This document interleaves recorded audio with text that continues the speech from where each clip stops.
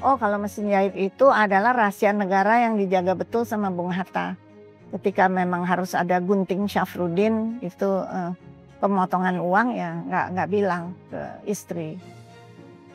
Ketika Ibu Rahmi bilang, kenapa ayah kok nggak bilang, saya lagi nabung mesin jahit, jadi nggak ada harganya. Ya sudah, kita menabung lagi saja. Tiba-tiba Pak Wangsa sudah menyerahkan surat.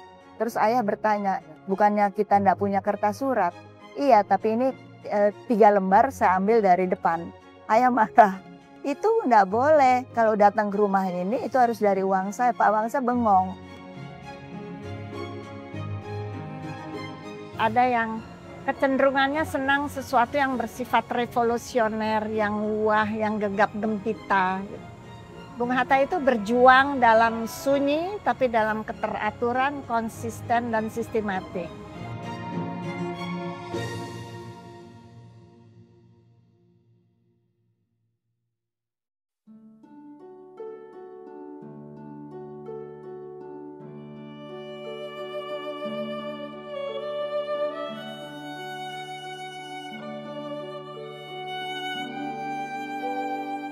Tanggal 12 Agustus dibuka pameran untuk memperingati 123 tahun lalu, tanggal 12 Agustus 1902 atau di awal abad ke-20, tokoh Muhammad Hatta itu lahir. Jadi lahir sebagai Muhammad Attar, artinya harum. Itu kemudian kan menjadi tokoh nasional, menjadi satu dari 2 yang paling berpengaruh di dalam sejarah politik Indonesia modern, khususnya dalam perjuangan untuk mencapai kemerdekaan. Kita mempunyai banyak tokoh nasional dan Soekarno dan Hatta adalah duit tunggal yang mengambil risiko apapun yang terjadi untuk sebagai wakil bangsa Indonesia memproklamasikan kemerdekaan Indonesia. Di tengah suasana yang tentunya genting ya. Jadi pameran ini memperlihatkan untuk mengingatkan kembali masyarakat Indonesia yang sekarang tuh kebanyakan sudah lupa. Dan juga banyak yang datang ke sini untuk sholat di musola. Tetapi mereka tidak tahu ini kuburan siapa. Di sini ada makamnya Bung Hatta, tidak tahu. Jadi berbeda dengan di Cina. Kalau di Cina sudah berabad-abad, tetapi anak kecil yang lahir tahu itu patungnya siapa, sejarahnya bagaimana. Gitu. Ini adalah untuk menyosialisasikan kepada masyarakat tentang integritas Bung Hatta dan juga kepada tokoh-tokoh nasional lainnya yang memilih untuk tidak dimakamkan di Taman Makam Pahlawan Kalibata, walaupun mereka berhak untuk itu.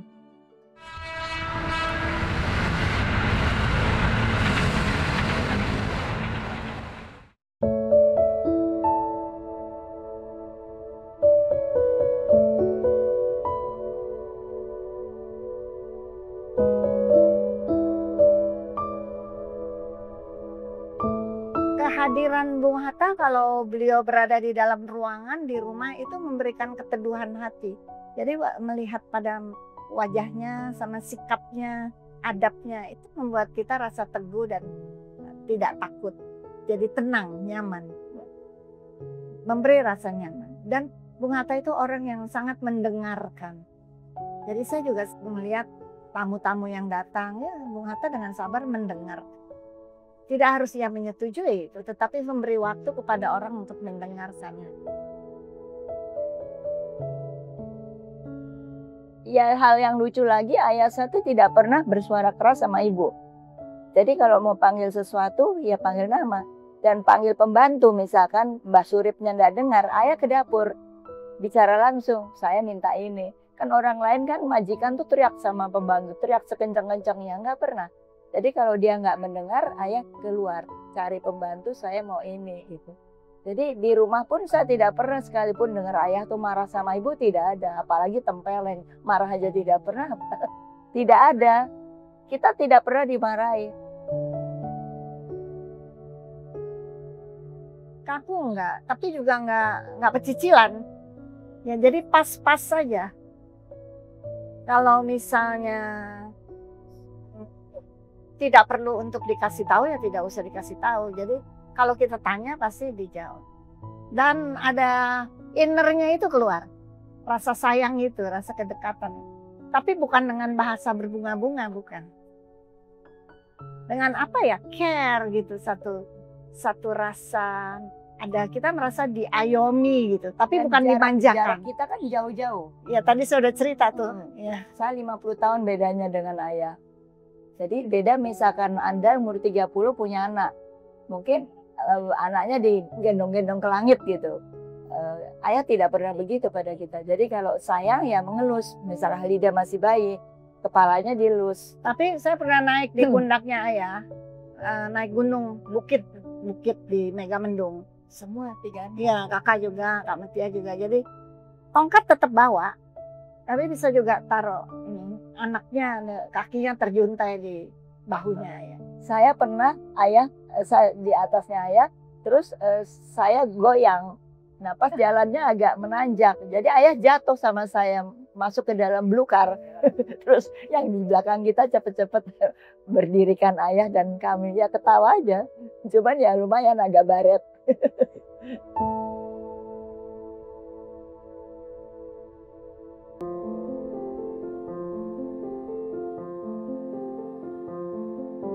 Dan beliau orang yang sangat disiplin. Ada cerita kecil waktu saya dapat beasiswa ke Australia, untuk nambah uang, saya kerja di Konsulat Jenderal Republik Indonesia di Sydney. Saya bisa ngetik 10 jari. Terus saya mesti menulis surat, membalas surat ayah karena kantor pos nggak jauh dari situ. Kawan saya bilang kalau pakai kop surat dari konsulat, sampainya ke alamat cepat di Indonesia. Karena waktu itu kan tahun 70-an itu kan susah. Jadi akhirnya saya comot 1 lembar amplop, kemudian saya poskan. Ayah terima. Kalimat awalnya sih baik-baik aja. Tapi ujungnya bilang lain kali jangan pakai amplop. Padahal meskipun 1 lembar sekalipun, itu tidak boleh, itu punya negara. Ya udah. Cuman itu jadi membuat saya jadi mengerti bahwa memang kalau bukan milik ya jangan ambil begitu. Apapun 1 lembar pun. Jadi tidak boleh, yang bukan hak kita jangan ambil gitu. Banyak cerita yang lucu-lucu tentang kejujuran beliau. Tapi mungkin nanti konteksnya berbeda. Ya, artinya kita di rumah juga kalau misalnya kakak yang sulung mau pinjam sisir kepada saya, adik paling kecil, pasti bilang, pinjam dulu ya sisirnya. Terus nanti dikembalikan lagi ke tempatnya. Ayah juga mengajarkan kalau pinjam sesuatu kembalikan lagi ke tempatnya lagi. Karena itu jadi efisiensi buat orang lain kalau mau menggunakan gunting atau penggaris, yang lain-lain. Oh, kalau mesin jahit itu adalah rahasia negara yang dijaga betul sama Bung Hatta. Ketika memang harus ada gunting Syafruddin, itu pemotongan uang ya nggak bilang ke istri. Ketika Ibu Rahmi bilang, kenapa ayah kok nggak bilang, saya lagi nabung mesin jahit, jadi nggak ada harganya. Ya sudah, kita menabung lagi saja. Karena bilangnya Bung Hatta ya kalau Kak Hatta kasih tahu kepada Yuke, nanti Yuke kasih tahu ke Mami, nanti Mami kasih tahu temannya, jadi semua orang jadi tahu.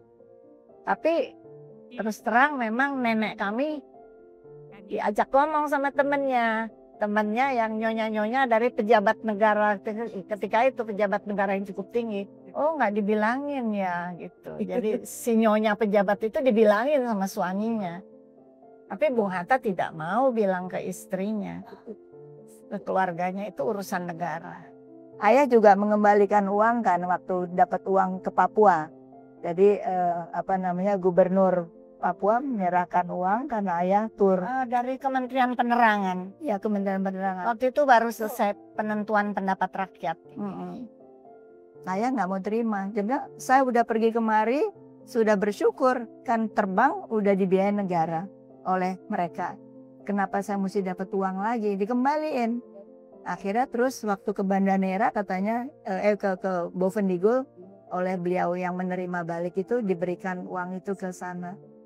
Tapi Bung Hatta 1 sen pun nggak mau terima. Tidak pakai SPJ-an, saya udah dibayarin, makan udah dikasih. Perumahan sudah, tidak ada hotel yang harus saya bayar. gitu. Jadi kalau kita keluar negeri pun misalkan ayah pernah sakit kan ke Swedia, itu dihitung betul-betul berapa harga dokter seberapa uang dari seknek yang diterima dibalikin lagi waktu itu bendahara di seknek itu Pak Wangsa balikan, bengong dia. Ini kan SPJ-nya Bung Hatta, ya sudah. Kok sedikit sekali yang dipakai? Ya karena Bung Hatta nggak mau hanya yang penting-penting. Kan makan kadang-kadang udah diajak duta besar. Masuk hotel sudah dibayar hotel. Jadi udah, jadi kita nggak beli apa-apa, orang lain mungkin dihabis-habiskan nggak. Jadi ibu saya juga kopernya segitu, saya juga kopernya segitu seperti bahan dari rumah. Jadi tidak ada beli macam-macam. Udah kita cuman paling uang saku sedikit kan ada jatah uang sedikit. Jadi begitulah Bung Hatta. Sederhana di dalam hidup, tidak berlebih-lebihan tapi cukup. Tidak pelit ya, tidak sama sekali tidak pelit, mengutamakan apa yang dibutuhkan. Jadi tidak bermewah-mewah karena source yang ada atau dana yang ada ya dipikirkan nanti tahu-tahu ini sakit, itu sakit, bantu sedikit begitu. Jadi kita segini aja udah cukup. Dan setelah ayah meninggal, ibu juga begitu. Sudah cukup begini aja. Dan sangat memikirkan orang lain juga. Ya. Kalau ayah kan memang nggak mau dijadikan komisaris, nggak mau makan gaji buta katanya gitu. Dan ayah itu memang selalu menaruh rasa kasih kepada penghidupan orang lain, rakyat lah terutamanya. Dan ia berusaha memperjuangkan nasibnya itu. Berapa banyak ia tulis surat kepada pemerintah. Tolong perhatikan ini, tolong perhatikan itu. Yang bisa merubah kan ya yang punya otorita kan. Ada sedikit cerita tambahan. Tadi kan Halida bilang banyak orang datang ke ayah gitu kan. Nah itu juga rakyat juga menulis surat kepada Bung Hatta. Jadi rumah Bung Karno itu Medan Merdeka Utara, rumah ayah Medan Merdeka Selatan yang sekarang sebagai gedung BUMN. Nah itu nomor 13 itu. Dulu bentuknya itu seperti Istana Merdeka, tapi ada satu saat setelah Ali Sadikin itu jadi rata tanah gitu. Nah itu yang saya sedihkan. Yang saya mau cerita, surat rakyat itu nyasar bukan ke kantor wakil presiden, tapi ke rumah tinggal wakil presiden. Ya itu yang Halida bilang, ayah suka menyuarakan minta kepada pemerintah. Pada saat ayah sudah tidak menjadi apa-apa lagi. Tapi pada saat itu ayah masih sebagai wakil presiden, hanya surat rakyat yang mengeluh ABC itu tidak kepada kantor wakil presiden, tapi jatuhnya ke rumah wakil presiden. Nah, Pak Wangsa pagi-pagi itu bilang kepada ayah bahwa surat beberapa tidak bisa dijawab karena kan beliau membuat stenonya gitu ya, kalimat yang mau dijawab nggak bisa diketik karena kertasnya habis. Oke, kata ayah nanti siang. Jadi ayah sama Pak Wangsa kemudian pergi ke Istana Merdeka karena kantor wakil presiden tuh di sampingnya yang sekarang dekat Bina Geraha itu. Nah kemudian siang hari ayah makan selalu di rumah. Tiba-tiba Pak Wangsa sudah menyerahkan surat. Terus ayah bertanya, bukannya kita tidak punya kertas surat? Iya, tapi ini 3 lembar saya ambil dari depan. Ayah marah. Itu tidak boleh. Kalau datang ke rumah ini itu harus dari uang saya. Pak Wangsa bengong. Lah ini kan surat rakyat mengeluh tentang masalah dia. Bung Hatta menjawab. Kan udah wajar kalau pakai kop wakil presiden gitu kan. Dia nggak tahu Pak Posnya mungkin nggak tahu di mana ayah berada. Taunya Muhammad Hatta di situ gitu. Jadi begitulah Bung Hatta. Akhirnya ayah kasih uang, belilah 1 rim, balikin lagi ke depan. Ayah nggak. Jadi ayah mau kalau surat biasa ya nggak usah pakai kop-kopan, biasa saja Muhammad Hatta tanda tangan. Pak Wangsa bengong, bingung. Jadi dia cerita di dalam kisah dia betapa uniknya nih Bung Hatta ini. Sebetulnya sudah selesai, udahlah cari senang buat anak istri aja. Dokter Andes Ekonomi keluaran Belanda. Kalau kayak gitu kan udah tinggal ambil dokter, program dokter aja. Karena dokter Andes di sana sama dengan seperti S2. Sudah langsung program dokter saja. Harusnya bisa memikirkan diri sendiri, tapi nggak, udah memang cintanya itu untuk merawat Indonesia. Dan kita harus mengerti semua. Akhirnya kita juga terbawa ya, nggak usah lah bermewah-mewah, tapi jati diri. Apa yang kita punya ini atribut kita, percaya diri. Ya adanya segini ya lakukanlah itu dengan baik. bangsa Indonesia dan bangsa Belanda kedua-duanya akan memperoleh bahagianya. Anak cucu kita, angkatan kemudian akan berterima kasih pada kita. Moga-moga Tuhan Yang Maha Kuasa memberkati pekerjaan kita pada konferensi meja bundar ini.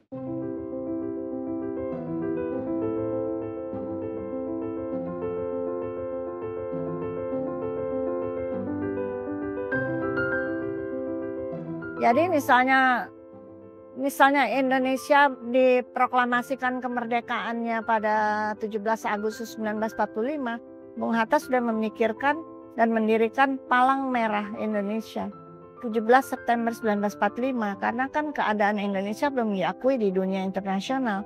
Dengan ada Red Cross, itu kan badan internasional berpusat di Jenewa. Dengan itu terjalinlah satu komunikasi internasional, di mana juga bisa mengatur kepada masalah tawanan perang atau apa. Dan itu makanya ada komunikasi internasional dan juga kerjasama internasional di dalam masalah perdamaian. Jadi pikiran-pikiran strategis itu banyak ya. Juga sampai harus ada pemerintah darurat Republik Indonesia. Dan harus berkomunikasi sama pimpinan-pimpinan tentara di Sumatera untuk mengkonsolidasikan kekuatan Republik Indonesia yang sudah digencet dengan masuknya tentara Belanda untuk rekolonialisasi. Itu semua pikiran-pikiran strategis yang masyarakat umum yang nggak tahu. Seperti Safrudin kok tiba-tiba diajak Bung Hatta ke Sumatera Barat. Ayah diam saja, padahal sudah terpikir oleh ayah. Karena otomatis Belanda kan memengkup balik seperti yang tadi mau rekolonialisasi. Jadi pada saat sudah begitu Bung Hatta, Bung Karno diculik, ini di Sumatera Barat sudah siap dipersiapkannya sebulan. Iya, jadi itu kan nggak terpikir. Kadang saya pikir mungkin ayah itu dekat sama Allah ya. Jadi tiba-tiba dapat inspirasi lakukan ini, lakukan itu, karena beliau kan orang yang tawadu banget gitu sama agama. Intuisinya tajam gitu. Jadi kadang-kadang orang nggak ngerti kok lakukan gini gitu. Masyarakat kita, masyarakat di dunia itu kan terbagi-bagi. Ada yang kecenderungannya senang sesuatu yang bersifat revolusioner, yang wah, yang gegap gempita. Bung Hatta itu berjuang dalam sunyi tapi dalam keteraturan, konsisten dan sistematik. Jadi karena apa? Pada satu waktu romantisme itu sudah selesai. Jadi memang berjuang untuk meraih, mencapai kemerdekaan dengan kekuatan sendiri itu iya. Jadi percaya pada diri sendiri. Tetapi pada satu waktu ketika titik itu sudah tercapai, maka kemerdekaan nasional adalah gerbang untuk kita mengisi kemerdekaan itu sendiri. Dan itu harus dengan karya kita. Nah disitulah Bung Hatta tampil pemimpin yang mendidik. Bung Hatta memang bekerja tidak perlu dalam satu pampes atau suatu dengan fanfare, dengan segala gebiar-gebiar. Tetapi dengan satu kerja yang sistematik, terukur dan ada goalnya, ada visi ke depannya.